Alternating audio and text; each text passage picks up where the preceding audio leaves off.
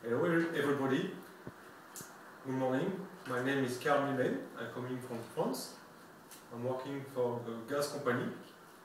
We are 5 people working in this company. I needed to come here for learning English because it's necessary in my job to use this language. I need it.